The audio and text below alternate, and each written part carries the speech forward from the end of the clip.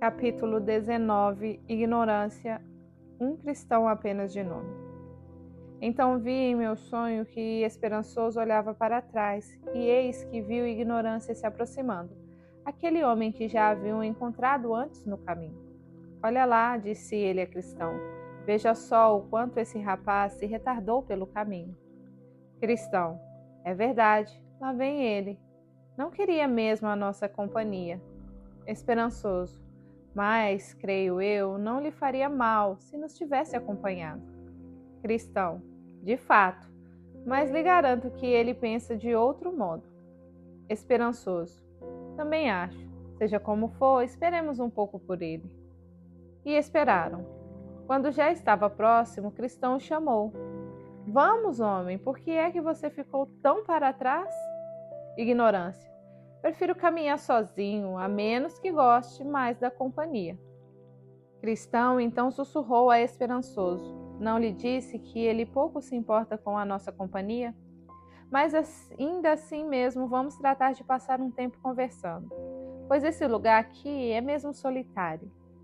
Dirigindo-se à Ignorância, falou: Ora, como vai? Como anda a relação da sua alma com Deus? Ignorância. Espero que vá bem, pois estou sempre repleto de bons pensamentos que me vêm à cabeça para me consolar na caminhada. Cristão. Que bons pensamentos são esses? Pode nos dizer? Ignorância. Ora, penso em Deus e no céu. Cristão. Também os demônios e as almas pensam como você. Ignorância. Pois não só penso neles, mas os desejo. Cristão. Muitos que jamais chegaram lá também desejam. A alma do preguiçoso deseja e nada consegue. Provérbios 13:4. Ignorância. Mas não só penso neles, pois tudo abandono por eles. Cristão. Disso duvido, pois abandonar tudo é coisa difícil, mais difícil do que muitos imaginam por aí. Mas o que fez pensar que você abandonou tudo por Deus e pelo céu? Ignorância. Quem me diz isso é o meu coração. Cristão. Diz o sábio, quem confia em si mesmo é insensato. Provérbios 28:26. Ignorância. Isso se diz de um coração mau, mas o meu é bom. Cristão. Você pode provar isso? Ignorância. Ele me consola com esperança do céu. Cristão. Isso talvez seja uma armadilha, pois o coração do homem pode consolá-lo com esperança de algo que ele não tem por que esperar. Ignorância. Mas o meu coração e a minha vida estão em harmonia e, portanto, essa esperança é bem fundada. Cristão. Quem foi que lhe disse que o seu coração e a sua vida estão em harmonia? Ignorância. O meu próprio coração, ora. Cristão. Então, pergunte-lhe se sou um ladrão. Seu coração certamente lhe dirá que sim. A menos que a palavra de Deus dê testemunho a esse respeito, qualquer outro testemunho nada vale. Ignorância. Mas os bons pensamentos não procedem de um bom coração? E não é santa a vida que está de acordo com os mandamentos de Deus?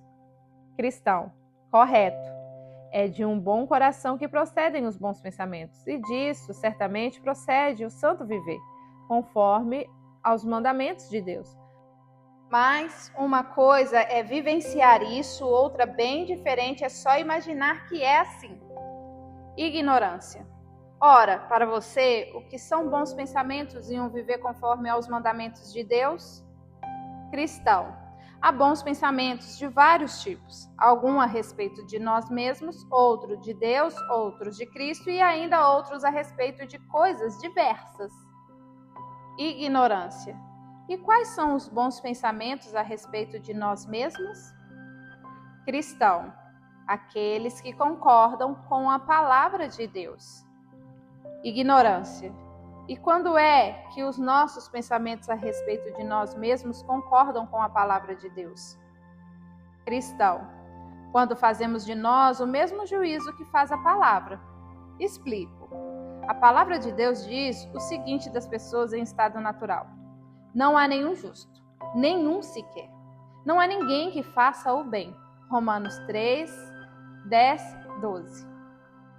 Diz também que toda a inclinação dos pensamentos do seu coração era sempre e somente para o mal. Gênesis 6:5. E ainda, seu coração é inteiramente inclinado para o mal desde a infância. Gênesis 8:21. Ora, quando é isso que pensamos de nós com absoluta consciência, então nossos pensamentos são bons, pois estão conforme a palavra de Deus. Ignorância. Jamais poderei crer que o meu coração seja tão mau assim. Cristão. Então você nunca teve sequer um único bom pensamento ao seu próprio respeito em toda a sua vida. Mas permita-me prosseguir. Assim como a palavra faz juízo do nosso coração, também o faz em relação aos nossos caminhos. Então, quando os pensamentos do nosso coração e os caminhos concordam com o juízo que a palavra faz de ambos, então ambos são bons, pois concordam com a palavra. Ignorância. Esclareça-me, por favor. Cristão. Ora, a palavra de Deus diz que os caminhos dos homens são tortuosos, que não são bons, mas perversos. Diz que os homens naturalmente se afastam do bom caminho que eles nem mesmo conhecerem.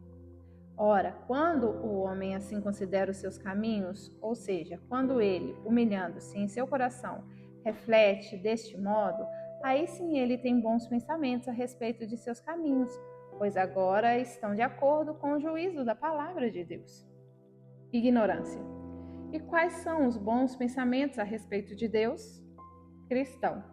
Como já disse a respeito de nós mesmos, os nossos pensamentos a respeito de Deus são bons quando concordam com a palavra de Deus. E isso acontece quando pensamos em seu ser e em seus atributos, segundo o que a palavra nos ensina. Nesse momento, no entanto, não posso explicar-lhe isso detalhadamente, mas, falando de Deus com respeito a nós, só temos pensamentos corretos de Deus quando pensamos que Ele nos conhece melhor do que nós mesmos nos conhecemos e que Ele pode ver em nós o pecado, quando e onde nós mesmos não podemos ver. Temos pensamentos corretos de Deus quando pensamos que Ele conhece os nossos pensamentos mais íntimos e que o nosso coração, com todas as suas profundezas, está sempre aberto aos seus olhos.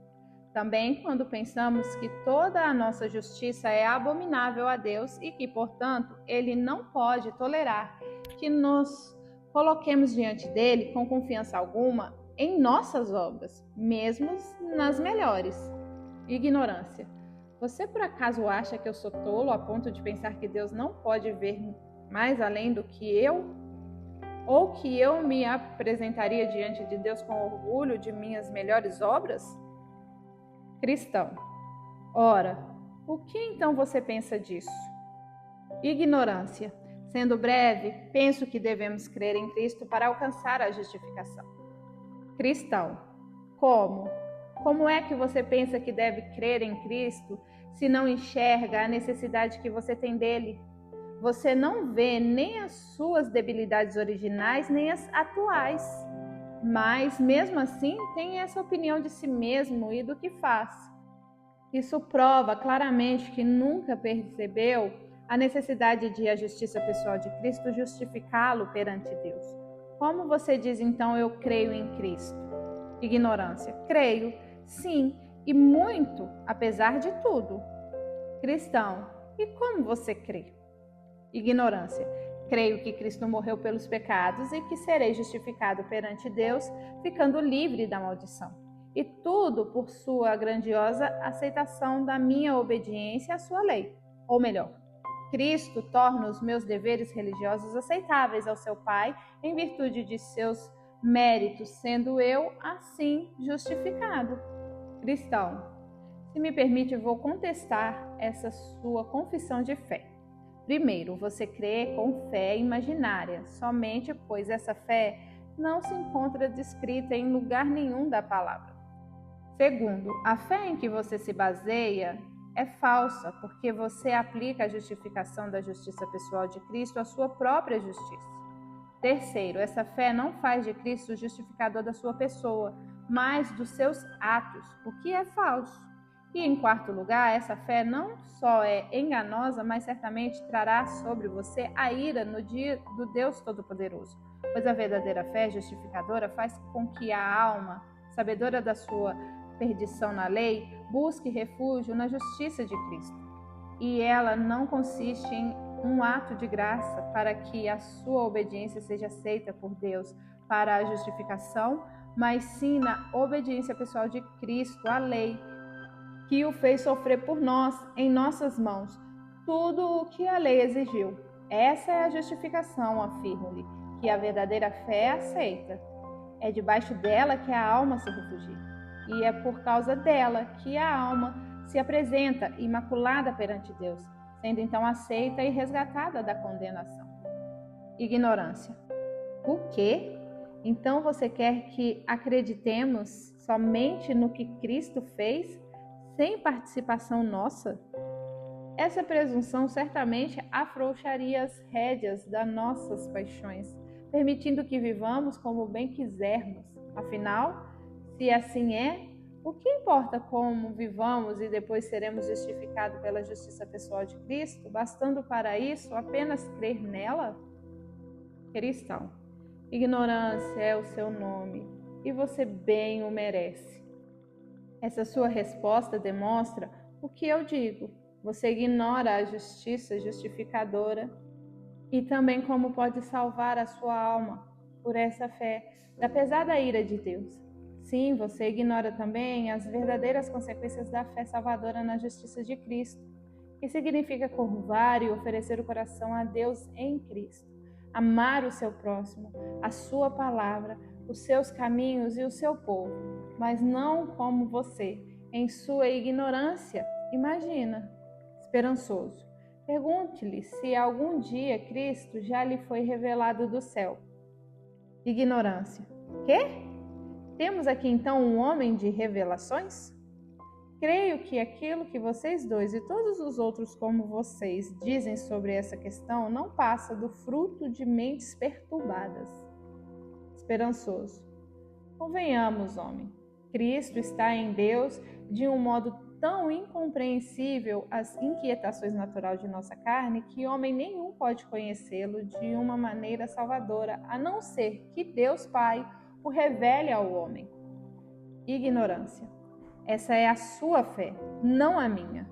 Mas a minha, e disso não duvido, é tão boa quanto a de vocês, embora eu não traga na alma tantos caprichos como vocês trazem.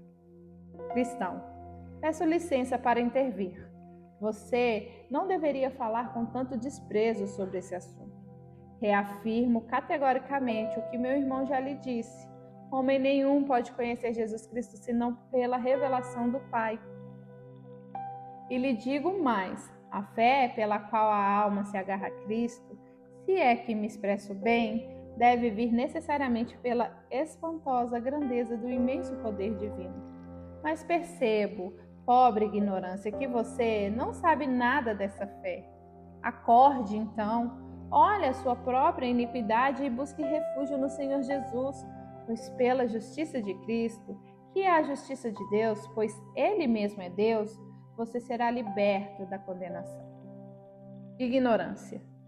Vocês andam rápido demais. Não posso mais acompanhá-los. Vão, então, na minha frente. Quanto a mim, prefiro ficar atrás. Então os dois disseram: será insensato, ignorância, a ponto mesmo de desprezar o conselho andando a esmo? E se ainda o recusa, será logo e certo o mal que se faz, julgando-se ainda desperto. Lembre-se, homem, não tema, tempo ainda há, pois quem aceita o bom conselho, salvo será.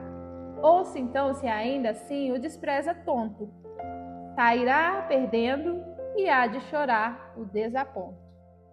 Cristão, dirigindo-se ao seu companheiro, falou assim: bom, vamos então, meu caro esperançoso. Vejo que eu e você devemos caminhar sós novamente. Então vi em meu sonho que os dois apertaram o passo, enquanto a ignorância ficava para trás vacilante.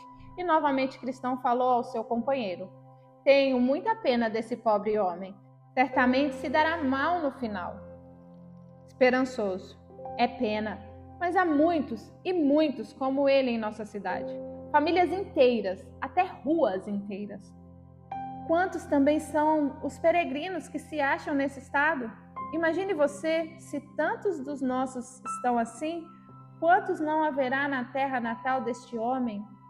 Cristão, de fato, diz a palavra, cegou os seus olhos para que não vejam. João 12:40. Mas agora que estamos sós, o que é que você acha deste homem?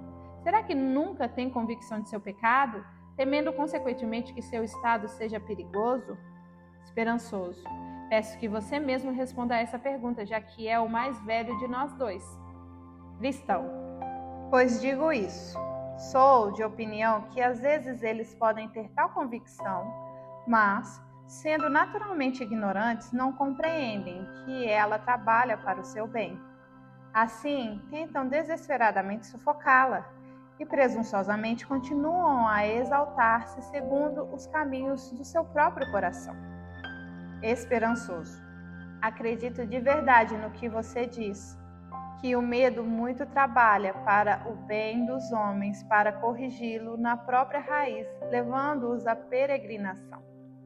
Cristão, sem dúvida nenhuma é assim que age o medo, sendo ele correto, pois assim prega a palavra. O temor do Senhor é o princípio da sabedoria. Salmos 111:10 e Provérbios 9:10.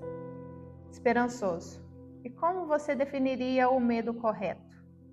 Cristão, o medo verdadeiro ou correto se revela em três coisas. Primeiro, em sua origem, pois é provocado pela salvadora convicção do pecado. Segundo, ele leva a alma a agarrar-se a Cristo em busca da salvação. E terceiro, ele gera e sustenta na alma grande reverência por Deus, por sua palavra e por seus caminhos, conservando a alma terna e incutindo-lhe também o receio de afastar-se desses caminhos, seja para a direita ou para a esquerda, ou de fazer qualquer coisa que desonre a Deus, viole a paz da alma, entristeça o espírito ou faça o inimigo falar com censura nos lábios. Esperançoso.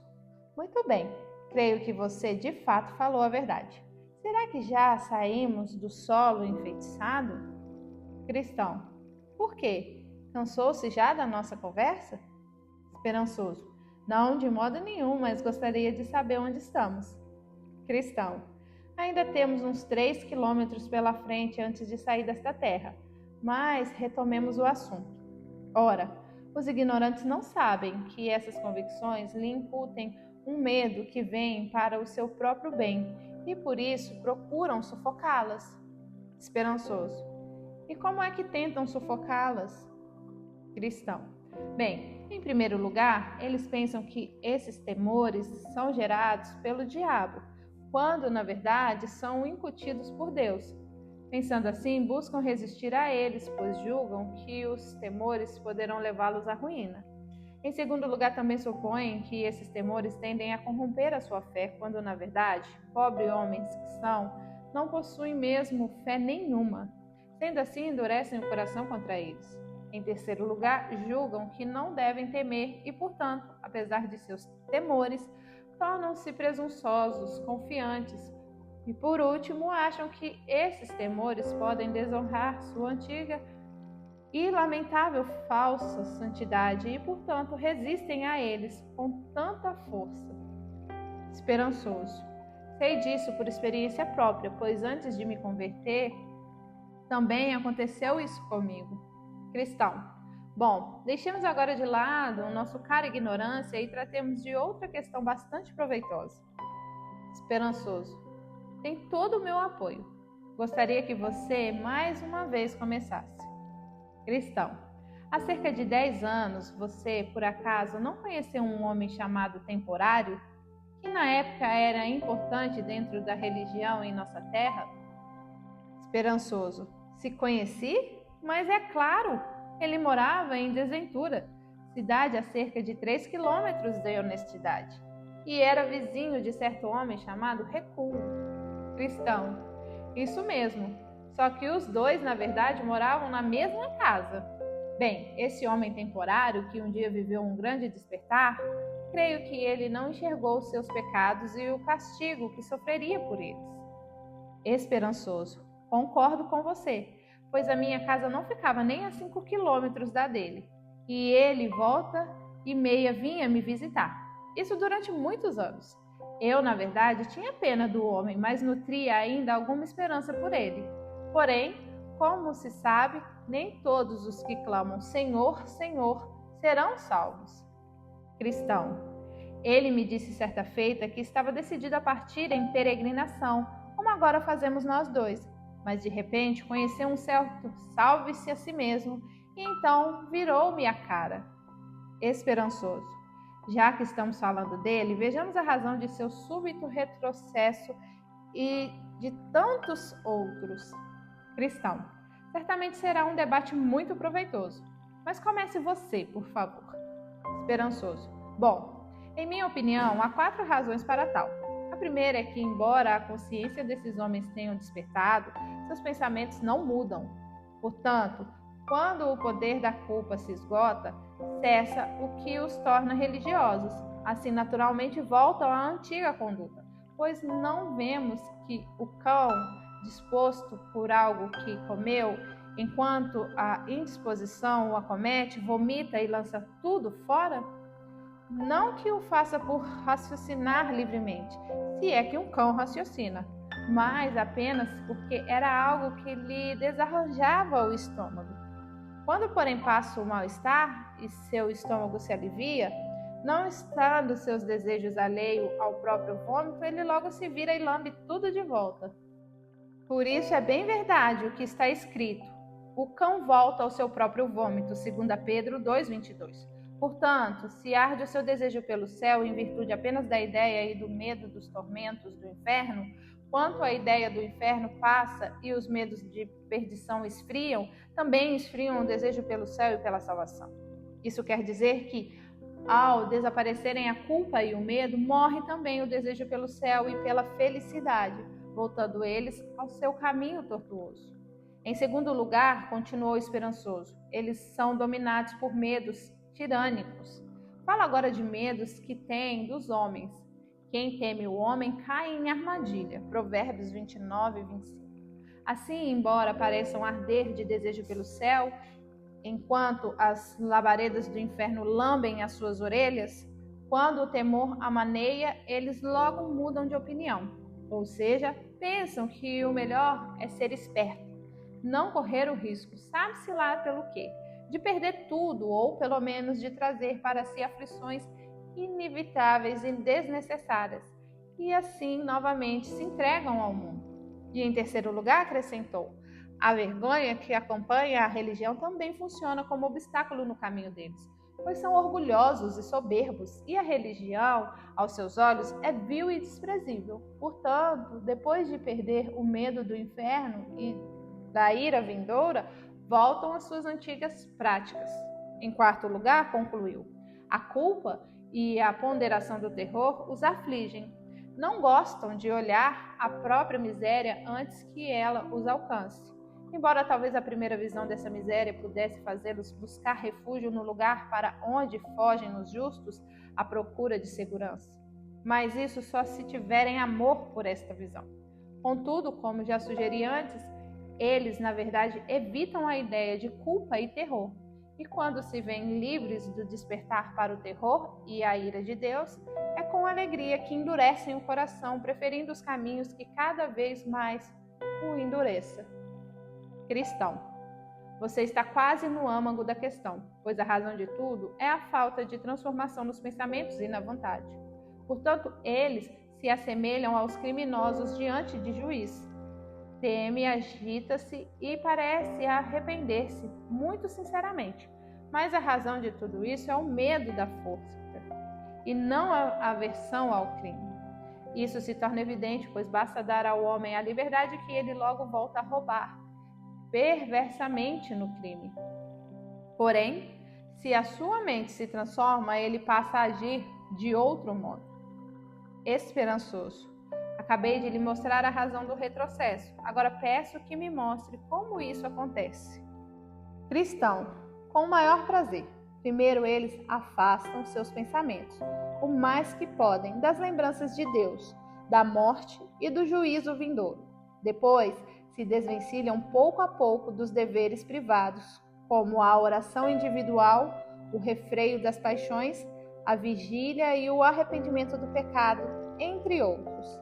Em terceiro lugar, passam a evitar a companhia de cristãos ativos e calorosos. Mais tarde, tornam-se esquivos aos deveres públicos, como ouvir, ler e discutir assuntos piedosos, entre outros. Em seguida, passam a procurar defeitos na vida dos piedosos e usam como pretexto alguma fraqueza que, diabolicamente, tenham verificado nos outros.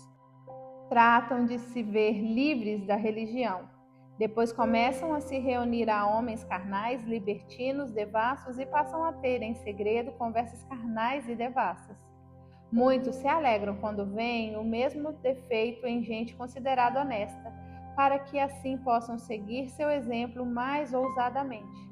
Depois disso, começam a praticar certos pecados abertamente e, por fim, insensíveis, revelam-se como de fato são, lançados assim outra vez no abismo da miséria, a menos que um milagre da graça o evite. Perecem para sempre em seus próprios enganos.